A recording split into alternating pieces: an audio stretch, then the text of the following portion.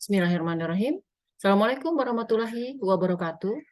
Ketemu lagi kita dalam video kali ini, yaitu akan membahas materi mengenai lemak. Baik, kompetensi dasarnya yaitu menganalisis struktur, tata nama, sifat, dan penggolongan dari makromolekul, terutama pada lipid atau lemak. Indikator pencapaian kompetensinya yang pertama menganalisis pembentukan, jenis, dan penggolongan makromolekul. Sedangkan yang kedua menuliskan rumus struktur dan tata nama lemak. 3. Menganalisis sifat fisik dan sifat kimia lemak. 4. Menganalisis penggunaan dan dampak lemak dalam kehidupan. Nah, ini gambar beberapa lemak dalam kehidupan kita sehari-hari. Asam lemak merupakan asam organik golongan karboksilat dengan rantai karbon panjang yang kita bagi menjadi dua. Yang pertama, asam lemak jenuh.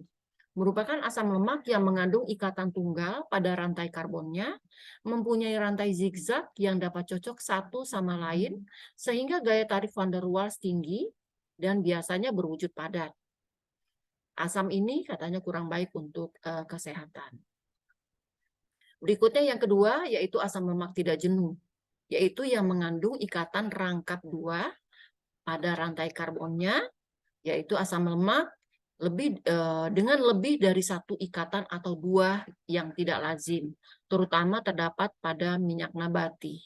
Nah, minyak ini disebut dengan polyunsaturated atau trigliserida tidak jenuh ganda, cenderung berbentuk minyak.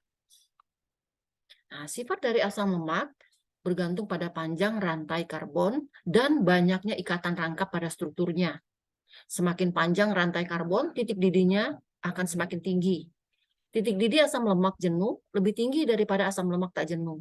Semakin banyak ikatan rangkap, maka titik didihnya semakin rendah. Semakin panjang rantai karbon, kelarutannya semakin berkurang. Reaksi asam lemak dengan basa itu menghasilkan sabun. Nah, asam lemak yang penting diantaranya adalah omega 3, di mana omega 3 ini strukturnya itu mengandung rantai karbon yang tidak jenuh, itu sangat baik untuk kesehatan. Berikutnya lagi ada omega 6, ada omega 9. Nah, kita lihat lipid atau lemak.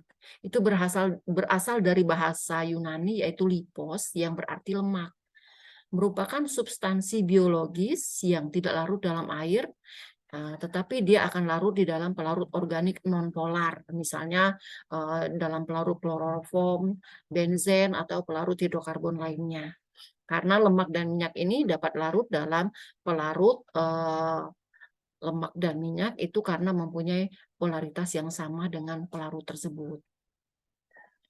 Nah, strukturnya kita lihat. Strukturnya kalian bisa lihat di sini, di dalam strukturnya ada senyawa ester sebanyak 3 di dalam strukturnya, ya.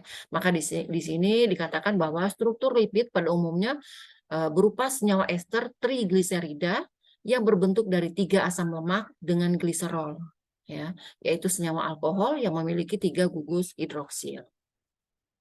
Nah, berdasarkan bentuk fisiknya dibedakan menjadi 2. Ada yang dinamakan lemak, ada yang dinamakan minyak. Nah, lemak itu apabila pada suhu kamar, dia itu berwujud padat dan biasanya berasal dari hewan dan banyak tersimpan di bawah kulit. Sedangkan minyak itu apabila pada suhu kamar dia berwujud cair, biasanya berasal dari tumbuhan, ya. Contohnya minyak kelapa, minyak kedelai, dan minyak jagung. Nah, penyebab perbedaan wujud pada lemak dan minyak itu karena asam lemak penyusunnya. Apabila berwujud padat itu dikarenakan sebagian besar tersusun dari asam lemak jenuh. Sedangkan yang berwujud cair itu tersusun dari asam lemak yang tidak jenuh. Kualitas minyak tergantung pada banyaknya asam lemak tidak jenuh yang terkandung di dalamnya. Kalau makin banyak tidak jenuhnya, maka itu akan semakin baik. Sebaliknya, kalau sedikit maka dia semakin tidak baik. Nah, kita lihat di sini perbedaannya. Kalau lemak itu asalnya dari hewan, kalau minyak asalnya dari tumbuhan. Nah, dari asam lemaknya, yang lemak itu jenuh, sedangkan minyak tidak jenuh. Esensialnya untuk lemak non-esensial, sedangkan minyak esensial. Wujudnya, lemak berwujud padat, minyak berwujud cair. Sedangkan titik didihnya, lemak lebih tinggi daripada titik didih minyak. Nah, itu contohnya. Kalau lemak karena dia padat, contohnya mentega, ya, keju. Sedangkan untuk minyak, contohnya minyak kelapa, minyak zaitun, dan lain-lain. Ya, begitu yang dapat Ibu sampaikan materi mengenai lemak kali ini. Semoga bermanfaat. Bila taufik wal hidayah. Wassalamualaikum warahmatullahi wabarakatuh.